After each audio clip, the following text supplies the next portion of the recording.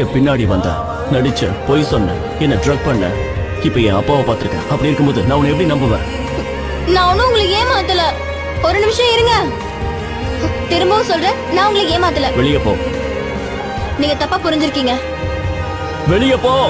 இதயம் கேட்கும் காதலுக்கு வேற எதையும் கேட்டிட தெரியாது. உன்ன மாதிரி ஒரு பொண்ணு நான் என்னைக்குமே விரும்ப மாட்டேன். சந்தேகம் தாங்கிட முடியாது. மேடும் பள்ளம் இல்லாமல் ஒரு பாதை இங்கு கிடையாது.